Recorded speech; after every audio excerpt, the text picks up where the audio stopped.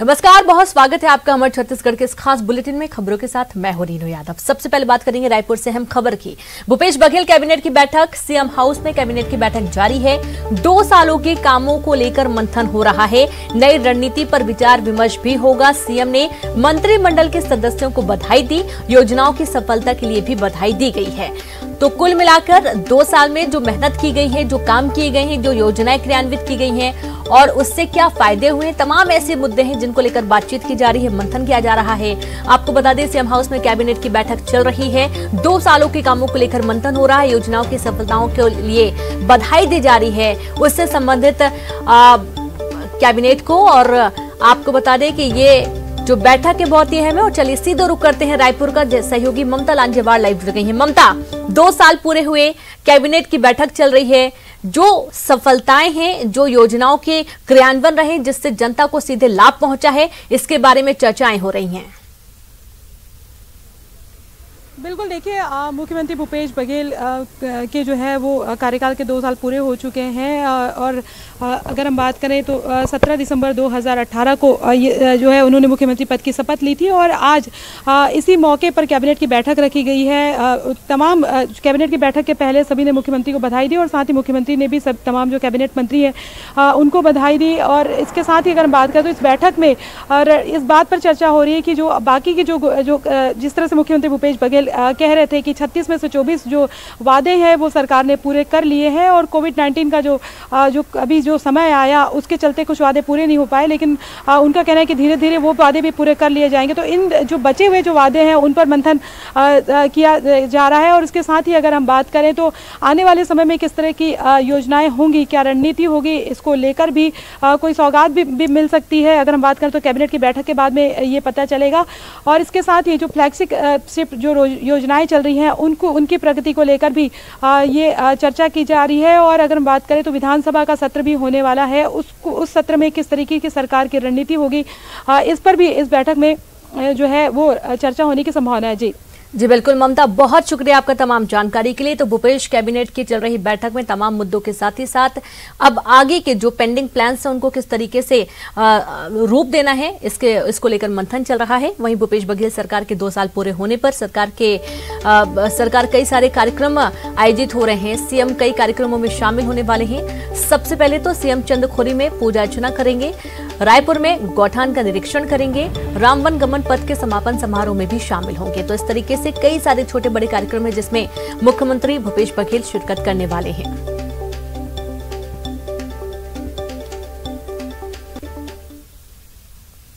तो वहीं 14 तारीख से शुरू राम वन गमन पथ पर्यटन रथ यात्रा और बाइक रैली का आज माता कौशल्या की नगरी चंदखुरी में समापन होगा। 4 दिनों में रथ यात्रा और बाइक रैली 19 जिलों से गुजरी और 1500 किलोमीटर से ज्यादा का सफर तय किया। सीएम भूपेश बघेल की मौजूदगी में आज चंदखुरी में रथ यात्रा और बाइक रैली का समापन होगा। तो जो तस्वीरें आप देख पा रहे हैं, जहां जहां से रथ यात्रा निकली है वहां पर जोरदार स्वागत किया गया है, फूल बरसाए गए हैं। आपको बता दें कि जैसा कि हमने कुछ देर पहले भी तस्वीरें दिखाई थी, गजब का उत्साह लोगों के अंदर देखने को मिल रहा है। जिन जिन मार्गों से रथ यात्रा निकली है वहां पर जोरदार स्वागत किया गया, दर्शन किए गए भगवान के।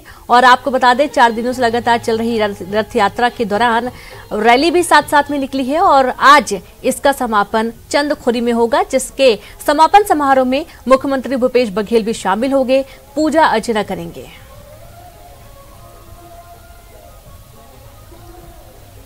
तो आप ये तस्वीरें देखिए, बाइक रैली भी निकाली गई है और ऐसा कहा जा रहा है कि सैकड़ों की संख्या में बाइक इसमें शामिल हैं, जो कि यात्रा में शामिल हैं। और युवा खासतौर पर इसमें आपको देखने को मिलेंगे, जो कि रथ यात्रा और रैली का समापन आज होने जा रहा है। सीएम भूपेश बघेल इसमें शामिल होंगे।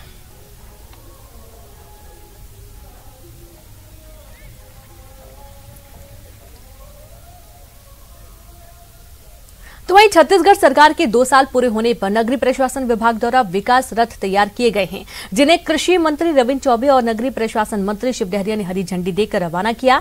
निगम मुख्यालय के सामने आयोजित इस कार्यक्रम में महापौर एजाज ढिबर, सभापति प्रमोद दुबे के अलावा सभी एमआईसी सदस्य मौजूद रहे। पिछले 2 सालों में नगरीय प्रशासन द्वारा किए गए कार्यों की तस्वीर विकास रथ में लगाई गई है, जो राजधानी के सभी 70 वार्ड का दौरा कर लोगों तक सरकार के किए गए कामों की जानकारी पहुंचाने के लिए घूमेगी। 5 साल के लिए हमने जन घोषणा पत्र में जो वायदे किए थे, अधिकांश को केवल 2 वर्षों में हमने पूरा किया है। इसलिए आप कह सकते हैं कि 2 वर्षों में वो सारे काम हमको जो हमने किया है वो बहुत दिनों से अपेक्षाएं थी और आने वाले समय का रोडमैप छत्तीसगढ़ सरकार का तैयार है। हमारी सरकार भारतीय जनता पार्टी के 15 साल में जो काम नहीं हुए थे उन कामों को लगभग 2 साल में पूरे कर लिए और 3 साल में और हमारे पास इतने ऑप्शन है, काम है लोगों के कि निश्चित रूप से प्रदेश विकास के रास्ते में बहुत आगे जाएगा। और माननीय मुख्यमंत्री जी, हमारे वरिष्ठ मंत्रियों के नेतृत्व में सरकार बहुत अच्छा काम कर रही है। हमारे माननीय मुख्यमंत्री जी को भी आप लोगों ने देखा होगा, पूरे देश में प्रचार प्रसार भी होना चाहिए, लोगों की जानकारी होनी चाहिए कि सरकार क्या क्या काम कर रही है उनके लिए। तो ये प्रचार प्रसार का काम भी इसी का एक हिस्सा है। तो जहां एक तरफ विकास रथ को हरी झंडी दिखाई गई है जो कि सभी 70 वार्डों में घूमेगी, तो वहीं दूसरी तरफ सरकार के 2 साल पूरे होने के जश्न पर 9000 वर्ग फुट में बनेगा रंगोली। वर्ल्ड रिकॉर्ड की तैयारी चल रही है। 2 साल बेमिसाल थीम पर बनेगी रंगोली। राज्य महिला आयोग इसका आयोजन कर रही है। सीएम भूपेश बघेल भी इसका निरीक्षण करेंगे और आपको बता दें कि जो वर्ल्ड रिकॉर्ड की टीम है वो भी यहाँ पर पहुंचेगी देखने के लिए। और आज ये एक बड़ा दिन है छत्तीसगढ़ के लिए। 2 साल बेमिसाल के इस खास मौके पर 9000 वर्ग फुट में रंगोली बनाई जानी है। वर्ल्ड रिकॉर्ड बनाने की तैयारी चल रही है और आपको ये भी बता दें कि पहले से अभ्यास किया जा चुका है और आज जो रंगोली बनाई जाएगी इसके लिए जो टीम है, वर्ल्ड रिकॉर्ड की जो टीम है वो भी यहाँ पर मौजूद रहेगी जो कि देखेगी और एक बड़ा कीर्तिमान रचने के लिए आज रायपुर तैयार है। और चलिए सीधे रुक करते हैं रायपुर का। तमाम जानकारी के साथ सहयोगी ममता जुड़ गई हैं। ममता, आज बहुत ही खास दिन है, 2 साल बेमिसाल भूपेश सरकार के। बिल्कुल, देखिए मुख्यमंत्री जो कांग्रेस सरकार के जो है वो 2 साल आज पूरे हो गए और इसके खुशी में जो है कई तरह के आयोजन किए जा रहे हैं। अलग अलग जगहों पे जश्न मनाया जा रहा है। जैसे कि बीटीआई ग्राउंड में जो है वो एक जो रंगोली बनाई गई वो अपने आप में खास है कि जो कलाकार हैं उनका कहना है कि इस रंगोली को कहीं भी आप पोस्टर की तरह रख सकते हैं और अपने आप में वर्ल्ड जो एक तरह से कहें कि golden book of world record में इसका नाम शामिल हो सकता है। और इसी को लेकर आज शाम को तमाम जो मंत्री हैं, खुद मुख्यमंत्री भूपेश बघेल भी वहां पर पहुंचेंगे। इसके साथ ही अगर हम बात करें तो चंद्रखुरी में 3:15 बजे मुख्यमंत्री भूपेश बघेल पहुंचेंगे और वहां पर जो नवनिर्मित गोठान है उसका निरीक्षण करेंगे। इसके अलावा जो राम वन पर्यटन जो परिपथ है, रैली है और रथ यात्रा जो है उसका समापन करेंगे। ये सुकमा के रामाराव से निकली थी और अगर हम बात करें तो कोरिया के सीतामढ़ी हरचौकी से ये जो रैली है वो रथ यात्रा जो है वो निकाली गई थी, तो इसका समापन किया जाएगा। इसके साथ ही जिस तरीके से जो है हरी झंडी दिखाई गई, जो अलग अलग जो योजनाएं हैं वो जो वैन है उसको हरी झंडी दिखाई गई। जो अलग अलग योजनाएं, सरकारी योजनाएं जो हैं उसके बारे में वो जो वैन है वो बताएगी। और इसके साथ ही अगर हम बात करें तो शाम तक तो अलग अलग कार्यक्रम है जिसमें मुख्यमंत्री भूपेश बघेल और तमाम कैबिनेट जो है वो शामिल होंगी। खासतौर पर जो चंद्रखुरी का जो आयोजन है वो उसमें खासतौर पर अगर हम बात करें पूरी की पूरी सरकार नजर आएगी। जी बिल्कुल, एक तरफ चंद्रखुरी का आयोजन होगा जिसमें पूरी सरकार नजर आएगी ममता, और दूसरी तरफ सबकी निगाहें रहेंगी आज की बनने वाली 9000 वर्ग फुट में पेंटिंग की, तस्वीर की, रंगोली की, जो कि आज तैयार होने जा रही है। इसके बारे में भी बताएं। देखिए ये जो रंगोली है, इस तरीके से जो कलाकार हैं जो बना रहे हैं, करीबन 100 किलो जो है वो रंगोली उपयोग की जा रही है। मुख्यमंत्री भूपेश बघेल के साथ ही छत्तीसगढ़ का पूरा नक्शा उकेरा गया है और उसके साथ जो अलग अलग योजनाएं हैं सरकार की, किन इलाकों में क्या योजनाएं जो है वो खासतौर पे चल रही हैं उसको भी उकेरा जा रहा है। और पहली बात ये है कि जो रंगोली बनाने वाले हैं आर्टिस्ट, उनका कहना है कि ये अपने आप में छत्तीसगढ़ में पहली तरह की रंगोली है जिसको पूरी तैयार होने के बाद में कहीं भी उसको ले जाया जा सकता है, कहीं भी पोस्टर की तरह उसको रखा जा सकता है। और इसके साथ ही अगर हम बात करें तो उनका गोल्डन बुक ऑफ जो वर्ल्ड रिकॉर्ड है उसमें शामिल हो सकती है ये रंगोली। इसके लिए वहाँ की जो टीम है वो शाम को आएगी। मुख्यमंत्री भूपेश बघेल के साथ तमाम कैबिनेट मंत्री भी वहाँ पर मौजूद रखेंगे।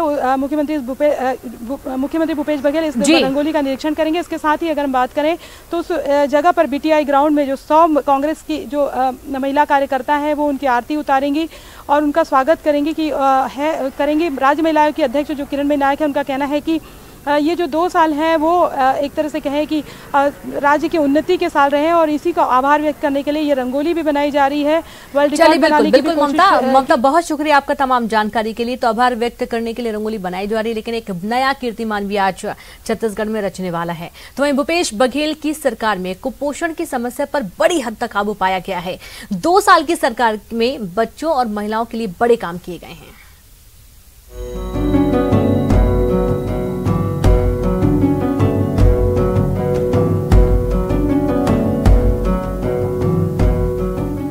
प्रदेश की भूपेश बघेल सरकार ने प्रदेश को कुपोषण से मुक्ति दिलाने के लिए गर्भवती माताओं के लिए लालिमा योजना शुरू की, जिसके तहत महिलाओं की हीमोग्लोबिन की जांच के साथ ही उन्हें पौष्टिक आहार देने की प्रक्रिया शुरू की गई।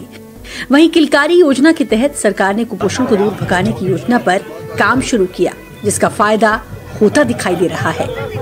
सरकार आने के बाद स्वास्थ्य विभाग की तरफ से और जिला प्रशासन के सहयोग से हमने लालिमा योजना चालू की, जिसके अंतर्गत 15 साल की लड़की से लेकर 49 साल की महिलाएं जो कि गर्भ धारण करने योग्य होती, सबका हमने हीमोग्लोबिन जांच किया ताकि ये पता कर सके कि हमारे ज़िले में इनकी रक्त अल्पता की स्थिति क्या है। लगभग 70% जो महिलाएं हैं रक्त अल्पता से ऊपर आ गई हैं और इसके परिणाम अच्छे हैं।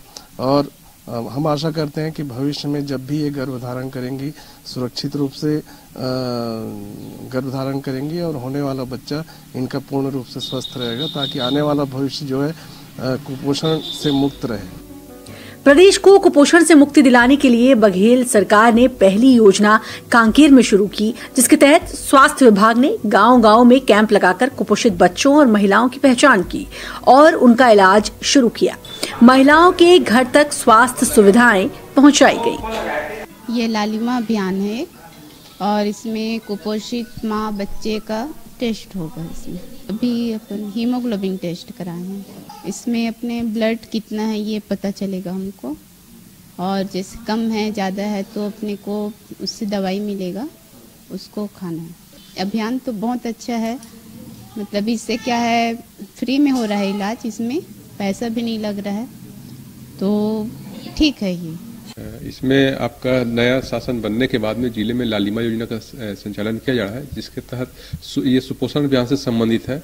जिन महिलाओं का जो हीमोग्लोबिन परसेंट आपका 7 या 8% से नीचे है, उनका डीएमएफ मत से उनका सारी का आपका खून जांच किया जा रहा है, और उसके बाद फिर ऐसी महिलाएं जिनका आपका 8% से कम हीमोग्लोबिन है, उसका स्पेशल ट्रीटमेंट किया जा रहा है। और उनको जो सुपोषण अभियान के तहत भी उनको गर्म भोजन, अंडा या अन्य सामग्री दिया जा रहा है, ताकि अगर माताएं सुपोषित रहेंगी तो बच्चा भी सुपोषित पैदा होगा। तो ये इस तरह लालिमा योजना के तहत जिले में इसका संचालन किया जा रहा है। कहावत है कि स्वास्थ्य अच्छा हो तो सब कुछ अच्छा है। छत्तीसगढ़ सरकार स्वस्थ छत्तीसगढ़ बनाने की दिशा में लगातार काम कर रही है, जिसका परिणाम अब सबके सामने आ रहा है। लोगों के बीच सरकार की इन योजनाओं का फायदा पहुंच रहा है। जीवनानंद हलदार, न्यूज़ 18 कांकेर। मैगी देश के लिए 2 मिनट। CNN के सहयोग से लॉन्च एग्री चैलेंज एक अनूठा केस स्टडी चैलेंज है, जिसने भारत की टॉप 26 कॉलेजों से प्रतिभाशाली छात्रों को आकृष्ट किया है। इसमें छात्र एग्री बिजनेस सॉल्यूशंस पेश करते हैं, जो फार्म सेक्टर को ज्यादा सस्टेनेबल, सक्षम और फायदेमंद बनाने में मदद करेंगे। अब जबकि इस हफ्ते इसका ग्रैंड फिनाले होने वाला है और हमने नेशनल इंडिया के चेयरमैन और मैनेजिंग डायरेक्टर सुरेश नारायणन से बात की और इसकी प्रासंगिकता और साथ ही प्रभाव को समझने की कोशिश की। सुनते हैं उन्होंने क्या कहा। ब्रेक के बाद एक बार फिर से आप सभी का स्वागत है। धमतरी से खबर, जहां नेशनल हाईवे 30 पर हादसा हो गया। टोल प्लाजा के पास सड़क हादसा हुआ। ट्रक की ठोकर से जीप पलट गई। जीप में सवार 12 लोग घायल हो गए हैं। एक की हालत काफी गंभीर बताई गई है। घायल जिला अस्पताल में भर्ती है, इलाज जारी है। धमतरी से बड़ी खबर है, जहां नेशनल हाईवे में सड़क हादसा हो गया। टोल प्लाजा के पास सड़क हादसे में कई लोग घायल हो गए हैं। नेशनल हाईवे 30 की यह पूरी घटना है। ट्रक की ठोकर से जीप पलट गई और जीप में तकरीबन 12 लोग सवार थे, जो कि घायल हो गए हैं। एक की हालत काफी गंभीर बनी हुई है। तस्वीरें भी हम आपको दिखा रहे हैं। जो जीप पलटी है, इसमें 12 लोग सवार थे, सभी लोग घायल हुए हैं। एक की हालत नाजुक बनी हुई है। टोल प्लाजा के पास ये हादसा हुआ है, जहां ट्रक की टक्कर लगी और जीप पलट गई। तो इस दौरान तुरंत रेस्क्यू टीम पहुंची, आसपास के लोगों ने भी मदद की और सभी को बाहर निकालने की कोशिश की गई है। हालांकि सभी को चोटें आई थी तो जिला अस्पताल भर्ती किया गया है। एक की हालत नाजुक है, बाकी सभी का इलाज किया जा रहा है। आपको बता दें ट्रक चालक के खिलाफ कार्रवाई की जा रही है। हालांकि पूरा हादसा कैसे हुआ है इसकी जांच की जा रही है। टोल प्लाजा में लगे सीसीटीवी कैमरों के आधार पर जांच की जाने की बात सामने आई है। तो आप तस्वीरें देखिए, जब टक्कर लगी तो जीप पलट गई और इसमें ड्राइवर सहित तकरीबन 12 लोग सवार थे जो घायल हो गए हैं। एक की हालत काफी नाजुक बताई गई है। तो आसपास के लोगों की मदद से गाड़ी से सभी को बाहर निकाला गया। काफी मशक्कत हालांकि करनी पड़ी और जिस तरीके से जीप पलटी, तुरंत तकरीबन 12 लोग सवार थे जो कि घायल हो गए हैं। एम्बुलेंस को सूचना दी गई है, सभी को जिला अस्पताल पहुंचाया गया, उनको भर्ती किया गया, परिजनों को सूचना दी गई। ट्रक चालक के खिलाफ कार्रवाई की बात पुलिस कर रही है। पूरे मामले में ये भी देखा जा रहा है कि आखिरकार किसकी लापरवाही की वजह से ये बड़ा हादसा हुआ है। टोल प्लाजा के पास सड़क हादसे में जीप पलटी और 12 लोग घायल हो गए। तो वहीं नगर निगम भिलाई के ठेकेदार 25 करोड़ के बकाये के भुगतान की मांग को लेकर पिछले 73 दिनों से हड़ताल पर बैठे हैं। महापौर, कमिश्नर, कलेक्टर, मंत्री सहित सभी जनप्रतिनिधियों से मुलाकात, ठेकेदार मांग पत्र सौंप चुके हैं, लेकिन अभी तक ठेकेदारों की समस्या का हल नहीं हो पाया है।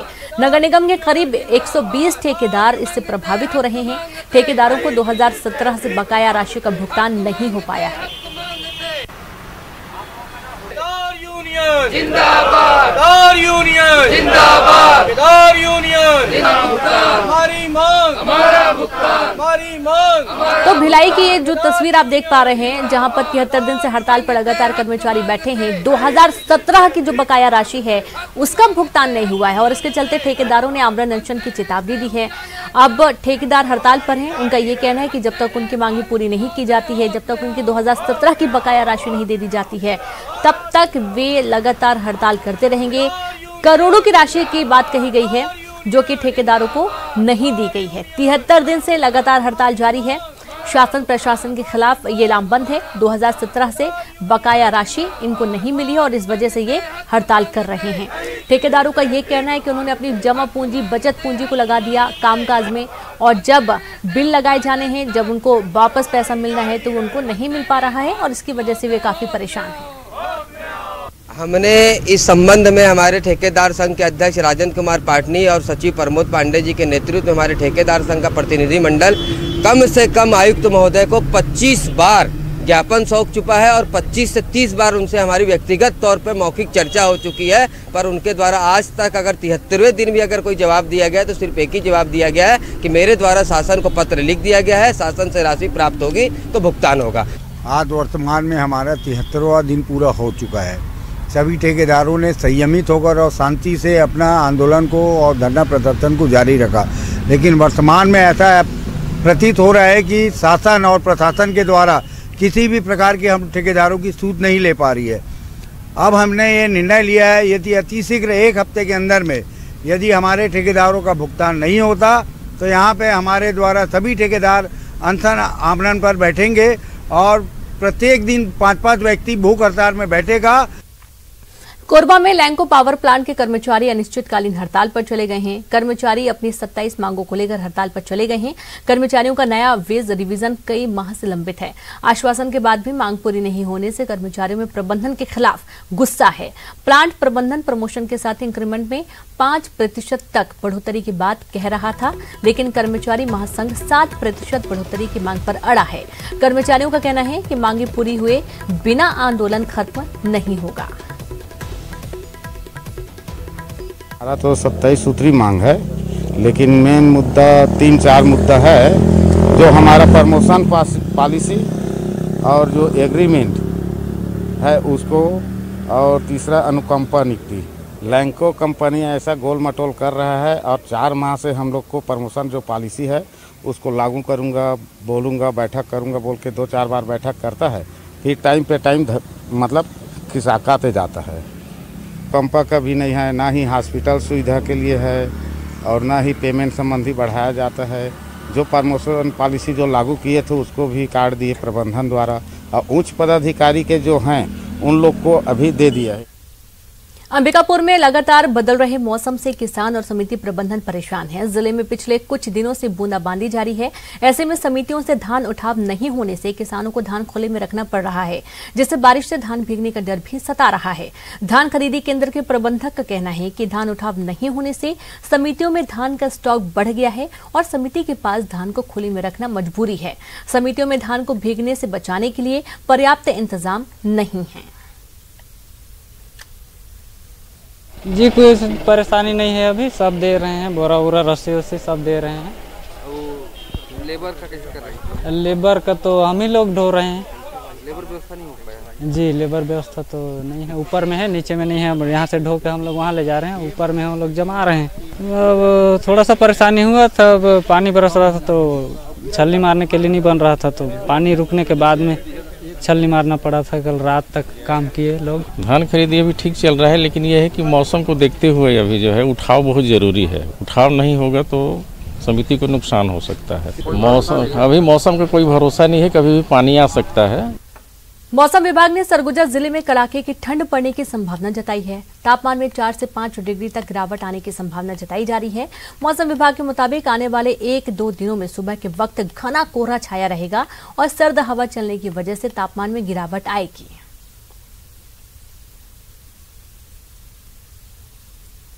अब ये पश्चिमी विक्षोभ आगे बढ़ चुका है और संभावना है कि आज ये जो बादल हैं ये छट जाएंगे और दिन में धूप निकलेगा, लेकिन इसके बाद घना कोहरा सुबह के समय में रहेगा और तापमान में अगले 2 से 3 दिन में अपने उत्तर छत्तीसगढ़ में 4 से 5 डिग्री सेल्सियस की गिरावट की संभावना है। तो वहीं रायपुर से खबर, भूपेश बघेल कैबिनेट की बैठक खत्म। बैठक में कई अहम फैसले लिए गए हैं, जहां राज्य कृषि कल्याण परिषद के पुनर्गठन का प्रस्ताव, वर्मी कंपोस्ट की दर 8 रुपए से बढ़ाकर 10 रुपए प्रति किलो की गई है। तो रायपुर से बड़ी खबर, जहां भूपेश बघेल कैबिनेट में कई सारे फैसले लिए गए हैं।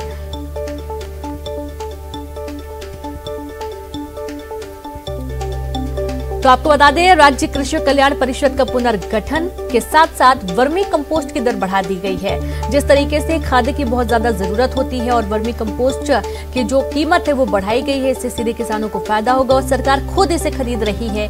आपको बता दें कि भूपेश बघेल कैबिनेट की बैठक के दौरान सीधे जनता से जुड़े हुए मुद्दों को लेकर चर्चा हुई है।